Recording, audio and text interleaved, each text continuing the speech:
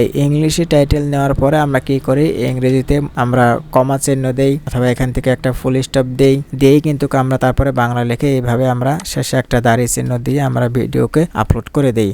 আমাদের টাইটেলের মধ্যে এই দুইটা জিনিসই কিন্তু আমরা দেই, একটা হচ্ছে ইংলিশ লেখার সময় ফুল স্টপ দেই আর বাংলা লেখার সময় আমরা এরকম ভাবে দাড়ি চিহ্ন দেই। এখন নতুন আমরা যারা আছি, যারা ইউটিউব চ্যানেল নতুন তৈরি করেছেন, আমরা এই দাড়ি চিহ্নটা আমরা দিব না এবং এখানে যে ফুল স্টপ রয়েছে ফুল স্টপও আমরা দিব না। আমরা এখানে তিনটা জিনিস ইউজ করতে পারি ভিডিওকে র্যাঙ্ক করানোর জন্য। সেই তিনটা জিনিস কি? প্রথমত আপনি এখানে ইউজ করতে পারেন আপনার যে হাইপেন রয়েছে, হাইপেন হচ্ছে আপনার যে কিবোর্ডে যে শিফট রয়েছে, শিফট চেপে ধরে আপনি মাইনাসে ক্লিক করলে আপনার এখানে এরকম ভাবে হাইপেন বসে যাবে, অথবা আপনি এখান থেকে সরাসরি মাইনাসে ক্লিক করবেন, এখানে একটা মাইনাস বসে যাবে বা এটা হাইপেন বসে যাবে।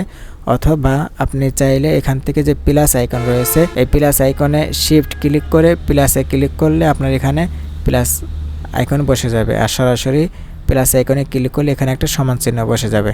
তো এখানে কিন্তু চারটা বিষয় দেখতে পাচ্ছি আমরা। প্রথমে দুইটা, এটা হচ্ছে হাইপেন, প্রথমে একটা হচ্ছে নিচে আর একটা হচ্ছে মাঝে, আর তারপরে রয়েছে এখানে সমান চিহ্ন, তারপরে রয়েছে প্লাস চিহ্ন। আমরা এখানে একটা জিনিস রাখবো, একবারে সবটি দিবেন না, আমি শুধু আপনাদের দেখালাম এখানে। তো এখানে আমরা প্রথমে একটা ইংলিশে একটা টাইটেল লিখলাম, টাইটেল লেখার পরে এখানে একটা হাইপেন দিব, অথবা হাইপেন এটা না দিয়ে আমরা এই মাইনাস রয়েছে আমরা এই মাইনাসটা দেব, অথবা মাইনাস এটা না দিয়ে আপনি চাইলে এখান থেকে সমান চিহ্ন দিতে পারেন অথবা প্লাস চিহ্ন দিতে পারেন, তবে সমান চিহ্নটা বেশি কাজ করে। তো আমি এখান থেকে একটা সমান চিহ্ন দিয়ে দিলাম। দেওয়ার পরে মনে করুন যে এখানে যে একটা শব্দ রয়েছে, আমরা এখানে মনে করুন যে আপনার এখানে দুইটা শব্দ, তো এখান থেকে মাঝের একটা শব্দে আপনি এখান থেকে একটা হাইপেন দিয়ে দিবেন। এই যে আমি সমান চিহ্ন, হাইপেন বা প্লাস আইকন দিলাম, এর কারণটা কি? এর কারণটা, এই রহস্যটা এখন আমি আপনাদেরকে বলি। দেখতে পাচ্ছি আমরা উপরে সার্চ বার, এই সার্চ বারের মধ্যে আপনি একটু লক্ষ্য করুন। প্রথমে আমরা এখানে দেখতে পাচ্ছি